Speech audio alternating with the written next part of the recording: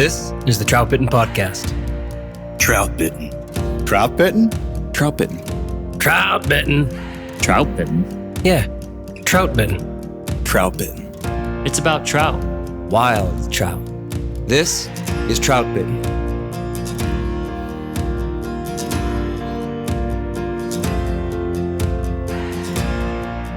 This is the Troutbitten podcast. Thanks for tuning in.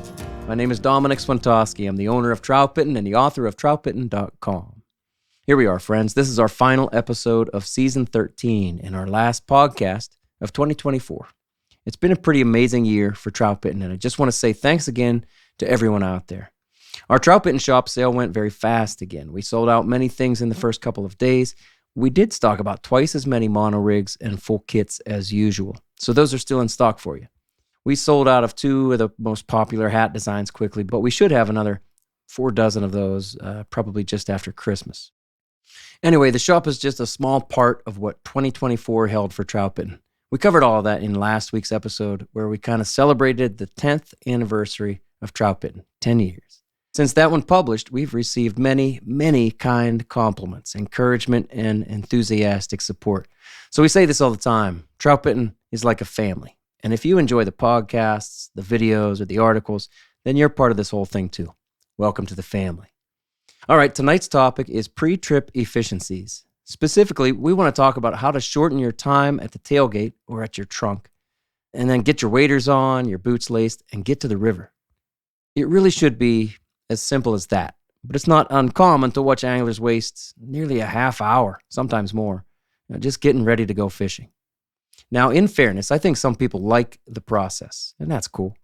They seem to enjoy the relaxation of knowing they're about to go fishing, and it's part of the whole, maybe, decompression from regular life.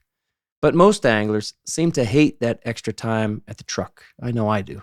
In fact, I think that all of this preparation just to go fishing puts a lot of anglers off in the first place. They don't go fishing because they know what's to come. It takes them too long. And the colder it is, or the longer you plan to be out there fishing, or the more tactics you plan to use, the more all of that pre-trip preparation is required. So I've mentioned before that from 2003 to 2009, I fished Monday through Friday every morning like it was my job, almost every weekday. And in truth, that was the first time in my fishing life when I really gave much thought to all this stuff. I'll say, though, I quickly developed a system for minimizing the time from when I turned off the car engine to when I was walking away from the vehicle with the rod in my hand. Basically, we all just want to go fishing, and all of this other stuff seems to hold us back. So, that's our topic. The full Troutbitten crew, minus Matt Grobe, is here with me tonight. Grobe's in Pennsylvania. Even though he's closer to us, whatever, he has family duties, he's not here. But I've fished a lot with all of the guys here, and I know firsthand that they get out of the starting blocks pretty fast. So I'm looking forward to this conversation and hearing their ideas. But first, let's do a listener question, and I think this one is really important. A question came in today from a guy named Jesse, just as I was writing this podcast layout, and it really kind of stunned me. He had a lot of nice compliments for the Troutbitten project and all of you guys, and he has a young son, and he's out there fishing with him, teaching him, and having a great time. And then Jesse got to his question, and so, Austin, will you read this one, please? Fair warning, it's a little long, but I wanted to keep all of Jesse's text in here because it gives a broader perspective on his thoughts. But again, this kind of surprised me. Go ahead. All right. Dom, maybe this is a no-brainer, simple question with an obvious answer. But what are the ethics or best practices around trimming brush along the riverside? I've hung up often enough, and my son too, and with enough frustration that for the past month I have taken a set of small, handheld pruning shears in my vest, and when I encounter overgrowth, I usually trim it back. I think most anglers would say that it's an obvious improvement and a favor to all anglers. Maybe that's the obvious answer, and it's not worth asking or thinking about any further. However, I can imagine a more purist type of thought, that I'm taking away areas of natural casting challenge for other anglers who might appreciate the challenge. These areas might be only fishable by talented, accurate casters who appreciate the challenge sidearming under an overhang and are rewarded by water that's passed up by most other anglers who don't want to risk the tangle and lost flies. I can compare this to similar phenomenon in mountain biking, which is one of my other passions. In mountain biking, it's often frowned upon to remove fallen logs on a trail or hard rock sections because those are considered a natural challenge, and to remove those is considered neutering the trail, making it too easy. Mountain bikers don't want it easy, and I fully agree. Is there a similar dynamic in fly fishing, where those annoying fly-eating overhangs should stay as a part of the fishing challenge in sections of the creek to give some anglers more of a challenge? To send the beginners elsewhere? Am I neutering the creek? Depending on the spot, the brush overhangs can also provide the fish welcome shade and protection from predators. So I see all sides of the topic, and on balance, I think it's all right to continue doing my minor trail side trimming. And probably most would agree. I thought it could be worth asking this question to more seasoned experts for feedback. Experts, huh? That's what you are. Whether you address the question or not, thank you for the podcast. It has been really helpful for my fishing and a nice conversation to listen in on. Thanks, Jesse B. in Pennsylvania. All right, let them down easy, boys. Are we all on the same page? I think so. Jesse, come on, man. Don't do it. That's not what you do. That's not what you That's do. not what you do. That's not what you do. Yeah. I guess I have probably this over-exaggerated picture of Jesse wading up the stream with like these big hedge climbers just going to town.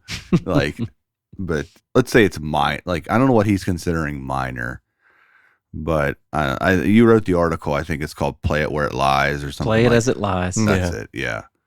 And so the overhangs provide protection from the fish. Like those overhangs and like the brush and stuff that's along the bank is sometimes one of the best bigger fish places when they tuck Absolutely. when they tuck up into that stuff. And so they're in there as like a sheltered lie from birds or predators. Yeah. Mm-hmm. But if you're trimming maybe something that's hanging out like, I don't know, a little bit, like a stick every 50 yards or something, it's probably not a big deal. But if you're, literally pruning the bank, that's a problem, I would think. Yeah.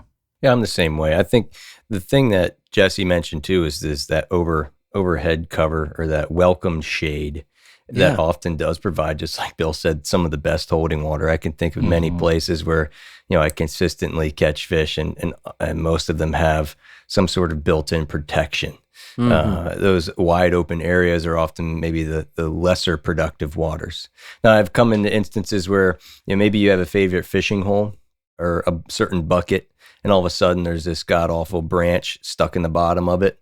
It is tempting to want to go in and just pick it out for the next guy or for the next time you return. No. But I think it goes along with the same sort of ethics or the natural world of fishing that you have to learn to deal with. And, that next branch that goes in there is going to provide some sort of new habitat for a fish that may or may not have chosen to live there previously. Yeah. So it's just fun.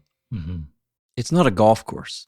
It's not supposed to be manicured, Honestly, where Jesse's from, there are a lot of clubs down there.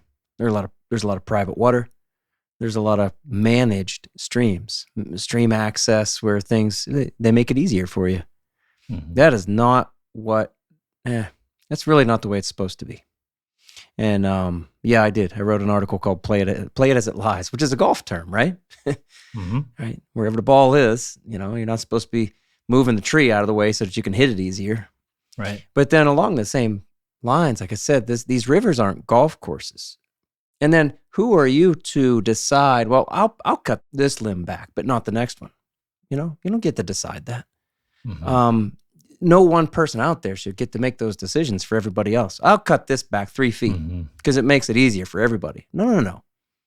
And it certainly doesn't it never makes it better for the fish. Do you think it ever makes it better for trout if you remove wood from the system? Probably not. Almost never not, right? There was a section of stream that I fished today that used to have an overhanging branch. Yeah. And that blew off, I think, about 2 years ago. Mm-hmm. And it has not fished nearly as well since Same. that. Like, it was a pretty good sized limb. And so fish just like that overhanging stuff. It gives them more security. I mean, beyond I don't know if we would call it ethics of it, I would also say that, in Pennsylvania, I believe the regulation is that on public land, that it is not That's right. legal to trim limbs. That's right. Right. And you would have to get written permission, in our case, like from the DCNR, to do that. And so Absolutely. that's obviously another part of that conversation. Josh is pretty quiet. Do you take a little chainsaw out there, bud?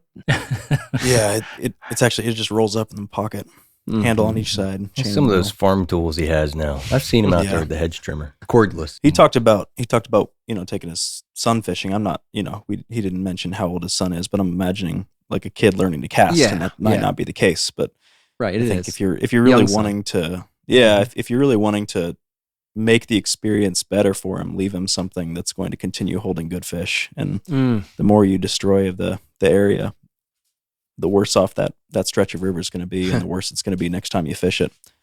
I think leave the shears at home and Yeah. work on casting. Yeah, there's no question for me. I like the word you used. You said destroy. Yeah. That's what you're doing. You're destroying nature. You're destroying what is wild. We talk about it a lot on here. We're looking for the wild experiences, as close to natural as you can get. Yeah. That's the pure experience. That's the motivation for getting out there, is to be part of something like that. This is one of the things that bugs me the most. We have kayakers around here too. I'm sure it's this way, probably across the country. I've seen kayakers coming down, no kidding, with little chainsaws. Seriously. And they're just whacking stuff down so they can get through. It is illegal, like you pointed out, Trevor. To them, I'm sure, like, well, they're thinking, hey, we can't even get past this, so we got to whack it down. I don't like it. It's not your right to get past it. Right. And That's right. And Jesse, listed off a lot of these concerns that we're bringing up. It's, Yeah. it's obviously not as black and white to everybody, but I think the more time you spend out there, the more you learn to appreciate the places that, or what actually allows for a good fishing experience to take place, which usually is more fish or bigger fish. Then you realize you just got to kind of leave it how it is. Yeah. Think about leave no trace principles too. It's no different than Absolutely. if you were to go Nice. camping in a forested area. When you leave that camping site, you should leave no evidence that you were there. And if you're going fishing, well, I would hope that we would carry that same idea as we wade upstream or whatever we're doing that day. Don't leave any evidence or trail from your experience. Leave it all out there. No, that's great. I don't think anybody argues with leave no trace when you're talking about camping. That's a good analogy, Austin. Yeah, I bet, like you said, Dom, that some of it just comes along with the culture of an area that has maybe more club fisheries. Yeah. And I think Jesse shows a lot of balanced kind of opinion, like Josh said, in that he's able to Right. even identify from other outdoor pursuits that, yeah, honestly, maybe there is something wrong with this. But he probably hasn't encountered anyone who says it's wrong. Who's right? objected to it, right? Yeah, who's objected to it. Like, So I think it's take it really out of fair. it. Right, Right. yeah. So I mean, yeah, I think our plug is just, we'd love everyone to kind of take on the same perspective that we want to leave these wild places as untouched as possible. Like you said, Austin, Right on. it's part of the purity of the pursuit. That sounds good. So thanks for the question, Jesse. Seriously, I hope we weren't too hard on you. So let's do one more question, which really, once again, leads us into our topic for this evening. We've done this a few times. Trevor, you want to read this one?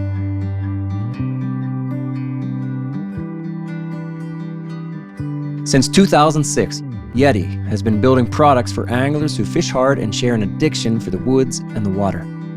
Yeti changed the industry with their legendary coolers by featuring rugged but simple designs built to last for generations and stand up to whatever Mother Nature might bring. Yeti now takes that same functional and elegant design to everything in their lineup, from soft coolers to drinkware, bags, and more. The new Yeti Go Box gear cases have become my daily storage solution for a life on the water. Offered in 3 sizes, the Go Boxes are rugged and waterproof at home on a boat or in the back of a pickup. All Yeti Go boxes offer smart storage solutions with removable cargo trays and dividers, and the Pack Attic is a set of zippered pockets conveniently housed in the interior lid of the 30 and 60 sizes. Lockable, light, and nearly indestructible. I use the 15 size Go box for camera gear and the 30 size for organizing my reels, fly boxes, leaders, tippet, and everything else that keeps me fishing. The Yeti Loadout Go boxes are the perfect angler's companion.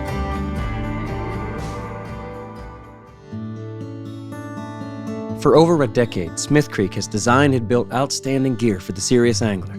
Smith Creek's Rod Rack is the perfect solution to store up to 7 pre-rigged fly rods safely inside your vehicle. Each kit comes with 2 heavy-duty suction cups and 3 mounting methods. If your vehicle has bolt holes in the rear headliner, Smith Creek now offers free M6 eye bolts with your proof of purchase. The Smith Creek Rod Rack has been my choice for rod storage for the last 5 years because I prefer to keep my rods in the vehicle, rigged up and ready to go, without the need for a rod vault on the top of the vehicle. All Smith Creek gear is backed by outstanding customer service, no matter where or when you bought it. To stay up to date on their latest specials, follow them on Instagram at Smith Creek NZ. Quality you can depend on from a brand you can trust.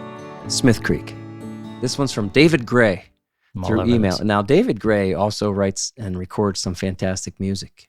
But this is probably another David Gray, I'm just saying. The love that I was giving you was never in doubt. Let go your heart. Yeah. Oh, that's such a good album. Head. That was one of my first albums, actually. It's like Blue Ladder. What was that? Blue Ladder or White Ladder? White Ladder. Yeah. A Century Ends is the first album from David Gray. Oh, it's so good. That old stuff Shine is really is on good. that one. You ever heard Shine? Oh, I have heard that. Na na na na na na na na na na. Austin, you would like that album. That's good stuff. David Gray writes us, even though he's busy writing songs, he still had time to fish and then write us about fishing. Thanks, David Gray. Spells it the same way, too. You can spell Gray G-R-E-Y or G-R-A-Y. You can. You're true. right. Here's David Gray. Here he is. Dom, I've heard y'all talking about efficiency with fishing across a lot of podcasts. I feel like it takes me a long time from when I park the car to when I'm walking in. I'm sure there are some things I could do to shorten the time so I could fish more when I've got the chance. Wondering if y'all might consider talking about things you do to make your transition from the car to the water as quick as it can be. I imagine some of those things might even start days ahead of time. Question mark? Respectfully, David. Question mark? Yeah, I feel like my inflection was lacking, so. Still competing with Austin, aren't you? Context clues. Yeah, I know. Yeah. It's all right. He got the long piece tonight, so You did. I'm just feeling a little insecure. Yeah, sorry. Didn't mean to hurt your feelings. It's all right. There it is, guys. I think David's right. It can take way too long to get to the river if you don't kind of have a plan and maybe a way of doing things. And this is maybe down in the weeds a little bit with this kind of stuff. Like, I feel like everybody's going to have their own system, but you guys have a plan. I'm never going, hey, you ready yet, Trevor? No. Can you put those waders on? Let's go. Trevor woke up like in his we get- waders. Yeah, well, that's maybe you're going to start there. I don't know. Yeah, I do sleep in my waders nights before fishing. Yeah. No, I do. I mean, I think I've always just been so excited to get out there and start fishing, start hunting, that efficiency is a big deal for me. And I think at this point in time, there's certainly also the added aspect that I don't have as much time on the water as I want to have. And so anything that I can cut down in terms of preparation or do at home, I will do so that I spend 20 more minutes on the water. And so part of that is, like when I go fishing most of the time, especially in limited time scenarios, I do wear my waders in the car. Driving to the river, I'll drive in my wading boots. Yeah, you do. I will, I'll just try to get everything as ready as possible so that when I get to the river, I just hop out of the car, grab my rod, and walk down to the Bang, water. ready to go. Yeah, I'm ready Trevor's to go. probably the fastest of all of us. We've talked about that. You do. Trevor, what, in all seasons, do you do that? I do. I think in the wintertime, there's an added sense of urgency to just like not be standing outside of my car for half an hour. Well, that's why I bring it up. Right. Yeah. But definitely, it's all seasons because my main prerogative is just to get fishing faster. Right. That's what we're talking about. Yeah. I did it this morning because there was a little bit of snow out there this morning. And especially if the snow's, I'm going to say 6 inches or deeper, it can kind of complicate things, putting your waders on without getting wet accidentally. So I'll occasionally, in the wintertime, do that in the garage. Put it all on in the garage. And then, like you say, just grab the rod and go. I don't generally do that, but I I think just getting out of the house in an efficient time also is where it starts. Sure. So good point. You want to arrive at least in good enough time that you don't feel rushed. If you're fishing in the morning, let's say, for example, and you want to fish first light, don't show up when the sun is already coming over the mountain. Yeah, show up 100%. 20 minutes before then and be ready, or 30 minutes before then, be standing in the water. So you've already done all your prep you need, depending on how long it takes you. So arrive in enough time for what you need in your routine. So that you don't make yourself anxious by being a little bit late. Yeah. Is that your point? That's what I do. I mean, if I'm running a little bit late, I'll find myself, I try to move fast. And what's the phrase? Slow is smooth, smooth is fast. there it is. Yeah. Slow is smooth, smooth is fast. I And then like so that. I remind myself of that. Like, hey, slow down. Not really slow. Be efficient, basically. Make your motions count. and fast get is out deadly or something. Isn't there a third half of that? Might be. I lean way more that way. But as far as like the prep work, what are the details that you do? So let's say you're going to fish the next day. Do you make sure you have 2 rods in the car? Do you make sure you have your waders, your boots? Do you make sure you have clothing? What are all the things that you prepare ahead of time? Well, that's almost a different topic, but I'm with you. It does start there. And like Austin said, it starts even before you get there. Yeah, I'm ready the night before, I suppose. But I mean, you guys are like this too. I mean, I'm on the water often enough that most of my stuff's in my car, ready to go. It's not like, ooh, I'm going for a big trip. It's like, okay, tomorrow I'm fishing. Usually it's like I'm tying flies here at my fly tying desk. And the last couple things go in my vest. And then in the morning, that vest goes in my car. I can see everything in the back. I have a 4Runner. So it's a hatch, right? And so when I open up the hatch, I can see everything in its place. And I run through, it's boots, box, bag, rod, vest, wader, food, drink, I love that. net, food, drink, net, camera. That's You've the been last saying thing. that for a long time. Camera has been added. And I can see it. And if it's not there, I just notice it because it's a piece of the puzzle that's not there. Like visually, can you guys see, the back of your truck or whatever that you have everything? Yeah. Although I did forget my rod when we fished recently, so Yeah, but yeah, you you knew did. but I you knew knew I there were was- going to be right. You knew there were 4 other guys to cover your ass. did. Yeah, He was some so part of me knew casual that. about it because of the, Yeah, he was. I'll use like, one of yours. hey guys, I'm going to need to use one of your rods. Just gonna go ahead and need to take one of I'm your just rods. kidding. I'm just I got my waders on since yesterday, but I don't have a rod. It's an extra Oh, wow. step. I found it's more efficient to take one of somebody else's. somebody else's. They were ready to go too. Yeah, he was strung up and ready to go. You didn't want to tie a leader the night before, is what it was. That's right. That's right. Della, you do a lot of stuff the night before then? Yeah, I You haven't been obsessive fish- about it? Yeah, I probably have a problem. Mm. The other we fished Saturday, and so Friday I probably spent 3 hours and trying to organize everything because I was kind of in between seasons. I still had some of the fall stuff in my. So I have a Yeti. What is it? 65 out. What are they? It's a Go Box. The Yeti Go Box. It's like an out. They call it something out something. the loadout. Yeti Loadout Go Box. And so in there, I keep like 2 or 3 changes of clothes, and then I keep 2 or 3 layers of clothes, and I keep leaders. And so I have all of that. It's basically like a big go box because I'm often between my house and when I go to camp. And so it's like the one box that stays in the car that has like everything I need. It's got extra flies. It's got a couple extra fly boxes so that if I need to restock up boxes, and so it's all kind of right there. Yeah. And then if I need to, I don't know, go to Lowe's and buy lumber or whatever, then I just take that out. Like I just take that one thing out of my buying car. lumber? Yeah, because It's the same thing. that was like the most recent example I can think of. Oh, okay. All If right. you need to store some bodies in the back or something. Yeah, you different. Yeah. You can't fit a body in the 60. No, The GMC, Yeah. though. I can fit it in the back of the The car. 60 is actually a lot smaller than I thought it would be. Really? Yeah. 60, what do you think 60 means? Liters? I think it's I'm liters. assuming that is what it means. Yeah, right. Yeah. I get the 15 and the 30. I don't have the 60. Well, I just feel like, I don't know. I've got a 60 liter like backpack. Yeah. And it feels like it fits way more than the 60 liter Go box does. Obviously it doesn't, but I print. Do you guys? I don't think the PA Boat and Fish is telling you. Oh no. You're supposed to, but like I print like when I buy my fishing license and online, I print it out. I print like 8 or 9 copies. 8 or 9. and then I have got one in a glove box. I got one in like about every 15 packs. So Oh my God. probably 8 or more. 9. It's not a bad idea. And then I- too. Yeah, and That's then I've funny. got 8 or 9. I've got a couple extra copies laying around. Yes, he does. That's So that- awesome. You're doing a lot of pre-prep. Like I get that, Yeah. right? It has to So when roll, you for sure. Right, and we all do that. Absolutely. That's a good topic.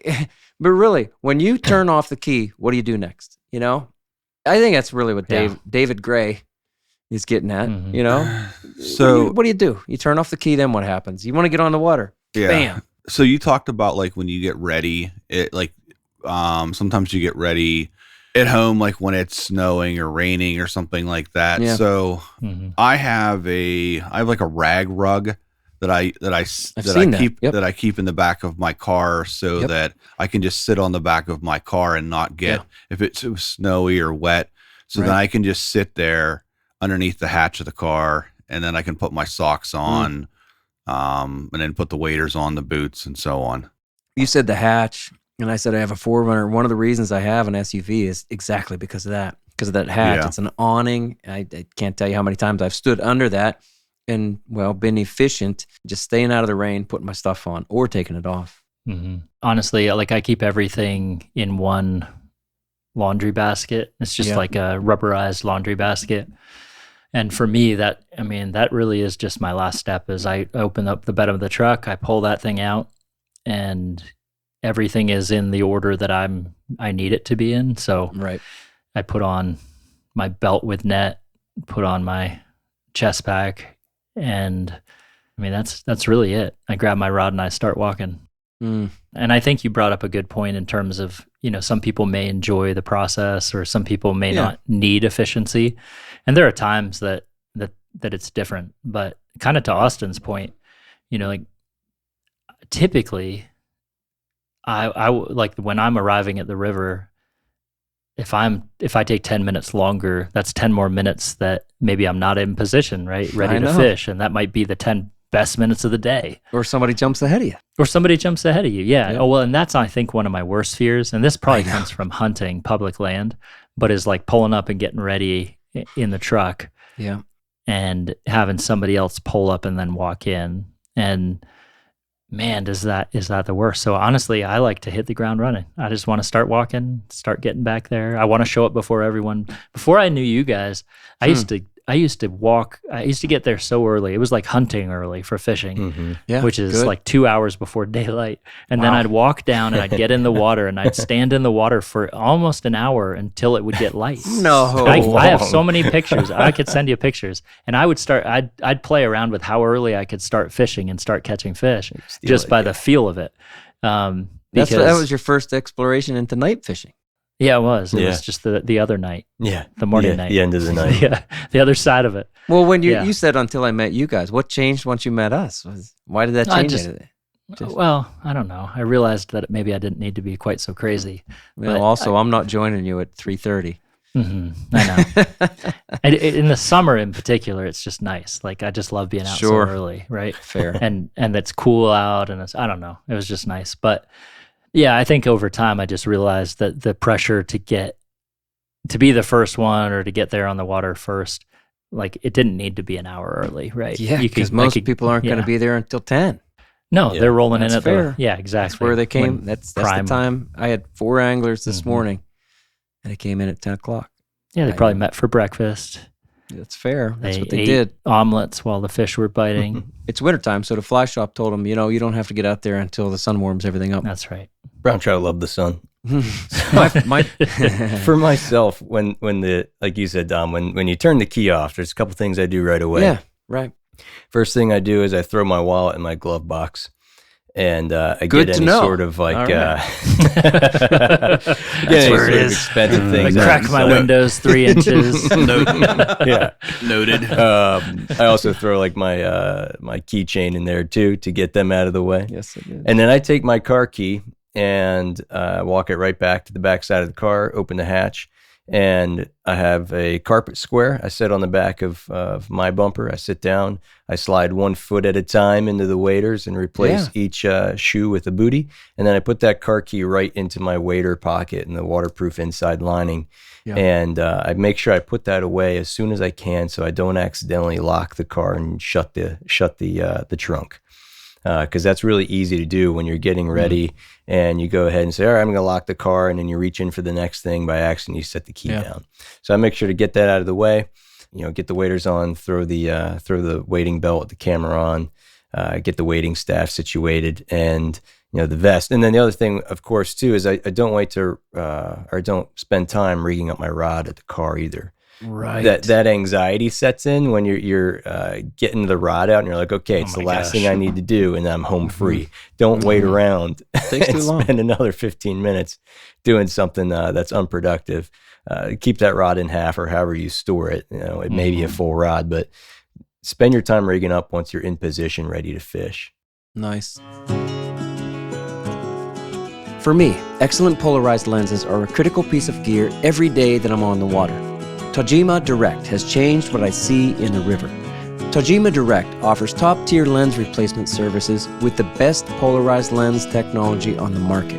They offer both prescription and non-prescription lenses, so you can upgrade the lenses in your favorite frames with purpose-built lens tints that are specifically developed for fly fishing.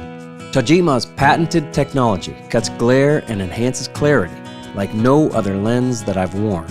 I especially love their low-light specific yellow-green 40 polarized lens, which is perfect for early mornings, late evenings, and the cloudy days that we all enjoy so much. Tajima Direct offers excellent service and the best lenses on the market, along with much better pricing than your local eye doctor can offer. Clear vision and more detail with less strain so you can see more fish. That's what Tajima Direct delivers.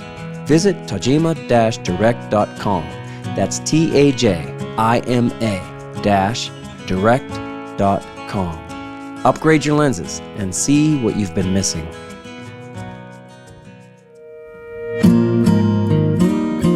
Tactical Fly Fisher was founded by Fly Fishing Team USA angler Devin Olson to bring anglers cutting-edge gear and techniques inspired by the World Fly Fishing Championships.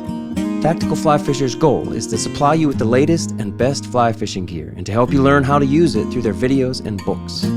Whether you need flies, fly tying supplies, a new rod or reel, or any other fly fishing equipment, they've got you covered. Check them out at tacticalflyfisher.com and use the code TB15 to get 15% off one order, excluding rods, reels, waders, and boots. Visit tacticalflyfisher.com. Do any of you guys hate just having cars pass you while you're getting ready? Yes. There's something about it Of I hate. course. I hate people I seeing hide. me. Oh, you mean like on the main road? Yeah, Just like people say not let's fishing. exactly. Yeah. Let's say we're just parked somewhere along the main road, which Right. is a lot of spots for us. Well, I do if I have my I- waders on. I hate it a lot more Yeah. if I can tell I'm Oh. fishing. Right. I don't like people seeing That's a me or good knowing what point. I'm doing. So get the Like- heck out of there. I don't want to spend 20 or 30 minutes. Absolutely. Austin, you said something I think for me is important. I am not rigging up at the truck, but man, 95% of the people rig up at the truck. I never understood this. Well, you know me. So I wrote an article about this even. I said, don't rig up at the truck. Like, don't do it at the tailgate. Don't, like, how do you know what you're going to need unless you know well, you don't. I was going to say, unless you know exactly the spot and exactly what they're eating, but you don't, right? For me, I like to get the heck out of there because like you said, Josh, I don't want to be beside the car. I just don't want to be by the truck anymore. I'm trying to go fishing. So I walk. We are almost always walking at least a little bit to get to the water. Very rarely are we just hopping over a guardrail and fishing immediately. So I take my walk. It might be 3 minutes. It might be 30 minutes. I get to the river, and then riverside then is where I rig up the rod. And for me, well, I think I have a very efficient way of doing it. Josh, you and I filmed what we call it. Is it splitting the rod or breaking the rod Yeah, down? splitting the rod. Splitting the rod. not even try to go through how we do that. But I mean, is it fair to say, guys, 20 seconds, you can be ready to fish, right? You're splitting a rod in half. Even though it's a 4-piece, you're only breaking it in half. And you can break it down in 20 seconds. You can be ready to fish, put it back together. 20 seconds, boom, ready to go. Now, whatever I was fishing yesterday is often what I start with because it's already on there. But if I have a good reason, if I'm down at the water and now I'm looking at it and I'm like, oh, I'm not going to be heavy enough. Oh, you know what? I just saw rising trout, so I'm going to change leaders, whatever it is. I don't know those things until I get down to the river. And it's a lot more fun. Even if I do know exactly how I want to rig, or I thought I did, and then I get to the river, I'm like, yep, that's what I want to do. I want to put that streamer rig on. Okay, it's a lot nicer to do it down there by the river than at the truck. Never made any sense to me to rig up fully at the truck. You're just wasting time. Yeah, I agree with that for sure. And there are exceptions. Like, I think there are times that like I'm fishing multiple nights in a row over the same water for like a hatch or something like that. And there's, like I'll keep my rod rigged up and I'll just, break it in half. And I don't know. There are times where I'm walking back in with the exact same rig I walked out in the night prior, and I know I'm going to fish the same thing because That's the conditions haven't changed, right? But that's the exception by far. Well, even with that, I keep my rod broken down in two because it hangs up on branches and brush much less. Absolutely. I always walk to and from the river with my rod in half broken down, like we're talking about in half. Yeah, that's a great way not to break your rod. Yeah, that too. During spring into summer, I often have two rods. One that's rigged up with fly line, and one that's rigged up with like a mono rig. Like not always. Sometimes it gets out of sync, and they both end up with a mono rig on, or they both end up with fly line. Mm-hmm. But I usually like to have that option, like as a quick, like, hey, I want to, like, let's say I have an hour to go hit a hatch, like the last hour of the day. Yeah. Like I don't want to waste that extra, whatever, 5 minutes it takes me to switch that out. And so I like to have both of those options readily available to just, take them out of the rod vaults and then just go and fish. Well, so you bring that up. You're a rod vault guy. About the rod vaults. That's cool too. They're convenient until it comes to winter. Right. In the winter, the rods will ice up in here and they'll lock up. And so the rod that I want to fish the next day, what I do is I take it out and I either put it in camp or put it in the house or put it in the car when I'm driving to it.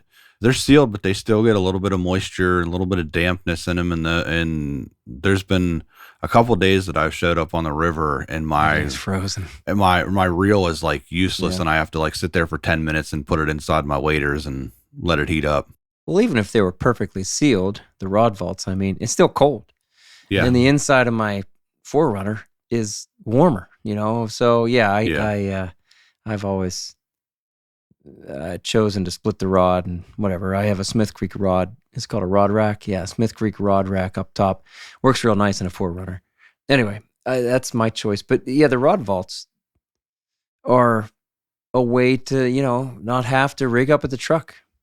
Good. You're ready. Boom. Get it out of there and go. Mm-hmm. You don't want to spend too much time getting your costume on. You ever hear anybody say that? No, that's a good one. My first year of guiding, a guy brought his wife who she's like, I hardly ever fish. And she said, just spend time with him. Of course, he was saying, just spend time with her. You know how that goes. Early on, in the first 5 minutes, get out of the car, we're talking. She goes, so are we going to put our costumes on? That's excellent. The costume. That's amazing. Like it's Halloween. But I mean, really, we kind of look pretty ridiculous to, non-anglers, the people who don't fish. What are they doing? What are those guys doing? It's amazing. Putting our costume on. All that stuff hanging on. Look at the costume.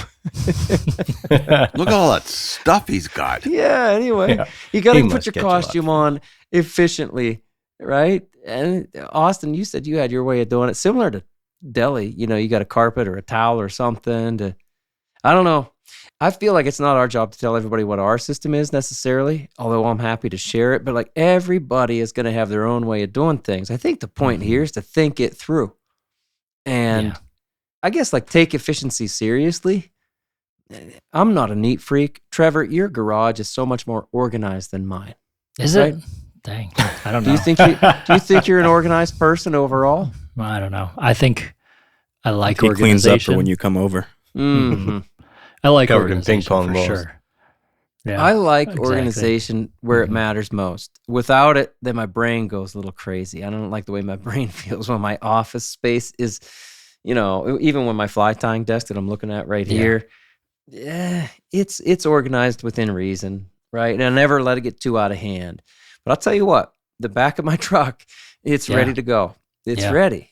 And I can see it, like I said, when I open up that hatch, I'll see it tomorrow. I go, oh my God, I don't have the waders in there yet. Yep. Before I pull out of the garage, I'm going to put the waders in there because they always go in the same place, that kind of thing. Those efficiencies, yeah, they matter. Even if you're not a neat freak, you're listening out there and you go, I'm not that organized of a person. Well, if you really want to get that extra fishing time in, then you ought to be a neat freak, I suppose, or an organization guy when it comes to these pre-trip efficiencies, I suppose. Yeah, guy. Well, yeah, guy. I said it in the intro. I really believe a lot of us go, oh man, it's going to take all that work just to get just to get going to the river. It can take you a half hour if you're not careful, prepared. I feel like that's one of the hardest things when I travel and I fly because I don't have like my standard organizational set of like where things are. And so whether it be hiking or fishing, like I'm just out of sorts and I can't like it takes me a lot longer because I don't know where everything is or I'm questioning if I have things. Yep. And so I think that's really hard with travel. That's a really cool point. When my dad and I fish together, we're always fighting to be the one who drives. I'm like, I got it. I'll drive, Dad. And my dad's always like, I'll drive. And we both want to drive because we know that we have all of our stuff in our own vehicle the way it should be set up. Like my sunglasses are not in the, when I open up the hatch, I don't see my sunglasses because they're up front, near my dash. Same thing with a couple other things. But that routine basically is the way I'll put it. Like the routine, like keeps my mind calm. Yeah. I know where things are going to be. It lets you. I know I do it this way every time. It lets you focus on fishing and not worrying about all the secondary things that are going to make that day. Like with winter, I feel like right now, when I get ready to leave for fishing, the first thing I do is go into the car and I get hand warmers out and I throw them in the back of the car, like on top of my wading boots. Before you even start traveling. Yeah, because then I'm got whatever, 20, 30 minutes to the river. Same thing with like the foot warmers too. Like I take a pack of foot warmers and hand warmers if it's going to be cold that day, and I just throw them in the back and then I start to drive. Yeah, good point. I don't keep anything in my car ever. So you pack and unpack, pack and unpack. There's really not much to pack. At least for me, I have everything already organized in my garage. My vest is hanging on a hanger.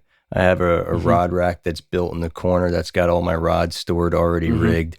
My waders are hanging up next to that. My wading belt and camera bags next to that with the wading staff attached to it. All I do is open up the garage door, step inside, grab those items off the wall, put them in the car and go. And I do have my own sort of list that I might play in my mind, similar to what you described, Dom. And I look those things over. I know where they should be laying, and then I go. And then when I get home, I take them right back out and I hang them up and I get them out of the way. I never feel anxious about that, but I guess it's because I've never gotten used to traveling with fishing stuff with me all the time. I think that would actually make me feel more anxious because like I'm always really sensitive about covering stuff up. Like if I ever have my equipment in my car, I've always got towels in there because I cover it up so people aren't looking in. No kidding. To see gear. Yeah, I don't like that. That's why I lock my wallet inside my GMC truck with my rod vaults on top, and that's what my car looks like. with a sticker that says "Stay Gold." Stay gold. Yeah, on the rod vault. exactly. Yeah, that's exactly what it looks like. Looks kind of like delis. It's similar. Yeah. Yeah. That's great. That was good. Deli and I fished, and he was upstream. What was it, about 2 hours? I skipped some water and caught up with Deli. And he said, "Hey, did you see a tripod back there?" I said, "No, but if you had a tripod out, does that mean that you were catching fish?" He looks at me and goes, "Yeah." I said, I haven't caught anything. And he looked at me even more confused, and he goes, I got 7. And then I looked at him a little confused. I'm like, what the hell? I'm like, what am I doing? And he goes, well, you were fishing behind me. I said, no, actually, when I got to the point where you started, like I fished through that real quick, and now I'm jumping up to find you and maybe get some advice. I mean, it still wasn't like fast action, right? But No. he's like, I think it's a water type thing. And I think he's right. But at the same time, then again, though, the action did slow down. When I caught up, I brought the bad luck with me, Deli. He did. I was like, I got to this juicy hole, and I thought I was going to smoke him. And It's true. It's true. No, Deli just turned it off. Yeah, he put the line in the I was tree. like, I just don't want to made make. him I nervous. just don't want him to feel bad if I catch all these fish here. That's what it was. I don't want him to show him this. No, that's what it was. Anyway, you had that hat on. It didn't do you too much good. No, the hat I had on, I had an Orvis hat on this morning, like a camo one, and I couldn't get it going. And then at lunchtime, I switched it up and put this hat on, and it was a good afternoon then. What happened to the turtle power hat? It's only brought out in special occasions now. Because it's getting that old. You got to preserve it. Yeah. Got to preserve that's that rough. power. I understand that. So it's come to this. And so it's come to this. Yeah. The other thing is bring multiple hats, because they each wield their own power. Whether it's after a fishing trip or at a backyard fire, you can bet the Troutbitten crew has a case of New Trail Broken Heels along with us. It's honestly our favorite beer. This hazy IPA is smooth and full-bodied. Hand-selected Citra hops lead to notes of bright clementine and juicy ruby red grapefruit. Broken Heels is a keeper. New Trail beer is proudly brewed in Williamsport, Pennsylvania, and delivered cold to your favorite craft beer retailer every week. At New Trail, it's not about being the best angler. It's about getting out there. So enjoy nature's moments and reward yourself for a day well fished with New Trail Broken Heels. It's Troutbitten's favorite beer. The landscape is changing for trout anglers. No doubt you've already noticed another truck at your favorite access point and seen more anglers on the water. For those looking for new challenges and fishing opportunities, Troutbitten has the data to help you avoid the crowds and explore new public water. Troutbitten has mapped more than 50,000 trout streams across the country with curated, detailed maps of public land and access points. Troutbitten has developed integrated and interactive data, putting the tools in your hands to research new water and help you navigate in the wild to know exactly where you stand in the current. It's still up to you to find those deep pools and undercuts, but Troutbitten helps you get on the water, connecting you with resources like fly shops and stream gauges for trout water across the country. Download Troutbitten in the App Store today. Then use the code Troutbitten for 20% off your membership at maps.troutroutes.com. So if you guys had to put a minute marker on it, again, from the time you cut the engine till the time you have the rod in your hand and you shut the trunk or the tailgate, how many minutes?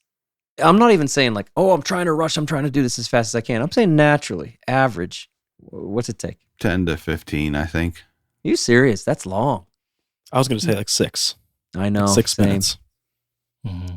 Yeah. It depends on if you have camera gear, like Josh. You know what I mean. Yeah, I think about 5-ish. There's Yeah, I was more with gonna say camera gear 5. now. And then I with wait me. around for Dom to tie his bootlaces for 30 minutes. Shut up. If I have my dog with me, it takes longer a little bit because I got different things. But no, It depends I'm if with it's in the winter. I'm 4, saying 5, 10 6 to, minutes. 10 to 15 in the winter. I feel like the Yep. winter is like the winter's a different process. See, in the winter, I almost always get my layers on. 15 minutes is a long time. Yeah, 15 is a long time. And then even in the garage, like I said early on, I'll put a lot of stuff on at home. And then sometimes I'll crack the windows because I don't want to get too warm. I'm like, oh my gosh, I'm getting warm. Depends on the drive though. Yeah. Yeah, all right, so Deli's like 15 minutes, sometimes 30, he said. Sometimes it takes him an hour to get away from the truck. That's what he told us.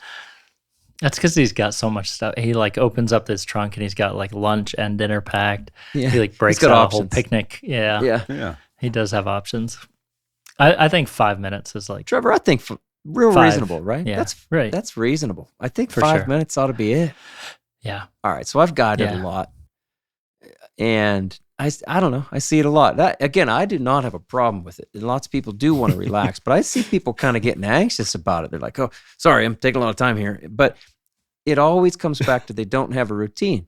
They might not be on the water. They're not on the water every day, right? Some of them are, some of them aren't. I will say some people will bring out chairs. I was going to ask you, have you ever had a guy bring out a chair? Oh my, yes. Sit down to enjoy the process. So right. So I was on like, you're just inviting yourself to waste time if you're committing to a chair. Those are billable hours. I was on a local river today, and now they have little stools, like for people to sit on. This is the first time I've seen them. You mean beside the river there are stools? Like in pull-offs now, they like somebody went through. I mean, they were really nice, like oak. Who did that? You know, like little stools, like to sit on to put your waders or to bend. Probably the same guy who's trimming tree branches. Yeah, That's where all the wood's going. I think the most important thing is like, I don't think efficiency for efficiency's sake makes sense, right? And I think what do you mean by that? Right, the conversation around efficiency I think matters most because there's a He's purpose. just trying to sound smart by using the word efficiency a lot. Right. I think for us, efficiency is a necessity because it creates more time on the water. Mm-hmm. It gets you on the water faster if that means just kind of getting to the water that you wanted to fish that day. And it kind of minimizes frustration and minimizes time spent out in acclimate conditions. I don't know. See, he's trying to just say something I don't different. know. Bad conditions, Atmosphere. right? Something like that. Right, yeah, there you go. That's not too big. And I think if those things weren't at stake, I don't know that any of us would really be driven to be as efficient as we are. Yeah. So I'm not here, I don't think any of us are here to criticize a fisherman who gets, like we all know people who want to fish the evening hatch and they'll go sit on their lawn chairs and talk together for 2 hours and then they'll go fish. And that's part of the event. Right? Yep. That's part of the event. That's their thing. We're trying to hit the water early. We're trying to get to the water quickly and get on the water fast. And so efficiency is a big deal for us. And I think a lot of our listeners are probably of like mind. But whether it's because their time is limited on the water or whether it's just because they're excited to get out there, they want to get to the spot, they want to get on the water. So anyway, we're not in any way trying to say that everybody should try to be as efficient as possible, regardless of what their objectives are. I just think for many people, being more efficient would help them by serving to give them more time fishing. You know who wants to be efficient when they cut the engine, Trevor? David Gray. David Gray. David Gray. David Gray. Yeah. That's right. Hey, anything else, guys? Yeah, I think just another thing that plays into this is the day before or before you get in the car to go is thinking about where you're going and having a plan for what that really means. You might have a stream that you want to go fish, but you also don't want to waste time driving around once you get there because your plan A wasn't the best maybe strategy. So think about the time of year, the popularity of the place you want to fish, what the chances are of you having that area to yourself if that's your goal by the time you arrive. Only you are going to know those things. So think ahead so you're not burning a bunch of windshield time when you should be fishing. Windshield time. We don't always do that well. We all fished together a couple weeks ago. Oh, we say we. That didn't work out. First location was a bust. Yeah. Thanks, Dom. We didn't even fish. Wow. Yeah, we all got to one place that was a healthy drive away, and looked at the water and thought, this won't work today. Yeah, I'm For glad I five drove guys. Take a 3 photo. hours. And we drove back. It was I all us drove 3 jokers. hours there and had to turn around and drive back to where I came from. That was cool. Happy birthday. There you go. Yeah, nothing's perfect. All right, there it is. Get your stuff together. Cut out the wasted time and have more fun with more fishing time. Hey, that's the end of season 13 on the Troutbitten podcast. We've had a great time this year, and I just want to say thank you to everyone out there listening. Your support, your interest, and your involvement in this Troutbitten community is what makes all of this possible. Thanks to my best fishing buddies here as well, Austin Dando, Matt Grobe, Bill Dell, Trevor Smith, Josh Darling, and Sloop John B. These guys and their constant presence, not just in these podcast discussions, but day to day, in person, and in messages, just builds and continues our life on the water. Thank you to our sponsors this season, Orvis, Squala, Smith Creek, Yeti, Tactical Fly Fisher, Tajima Direct, New Trail Brewing Company, and Trout Routes. These are the companies that brought you this podcast every week, and their ongoing support allows us to keep Troutbitten moving forward. So let's talk about that too. The Troutbitten podcast will return in about a month with season 14. It'll be a skills series format covering streamer presentations with short form episodes detailing a different way to move the fly each episode. So look for that in your Troutbitten podcast feed. 2024 was an amazing year for Troutbitten, and in 2025, we sure are excited for what's to come. After 10 years of Troutbitten, it feels like a lot of this stuff is just getting started, as there's a lot of opportunity, friendships, and good fishing on the horizon. Merry Christmas, everyone. We hope you have a great holiday season surrounded by family and friends. Find the people and the things you love in life and spend time there. Happy New Year. Dr. Trevor Smith, one more time, will you read us out? I will. Remember, the Troutbitten Project is a free resource for all anglers. The Troutbitten website hosts over 1,500 articles, videos, and podcasts with endless stories, commentaries, tactics, tips, and more. He's going fast. Find what you like through the top menu and through the search page. Navigate by way of the categories and tags too. Be sure to find the Troutbitten YouTube channel, now featuring the Troutbitten Tip Series, the Troutbitten Fly Box, and the Fly Fishing the Monorig, all in collaborations with Wild Media. You'll also find the Fish and Film videos and the new Riverside series, all in their own playlists on the Troutbitten YouTube. Oh, he's slowing down. On YouTube. Thank you for listening to the Troutbitten podcast. Please give the show a 5-star rating on Apple Podcasts or Spotify and leave a comment because it really helps. Until next time, friends, fish hard, enjoy the day, and find your life on the water. Until next season, friends. Until next Austin season. usually adds that little touch.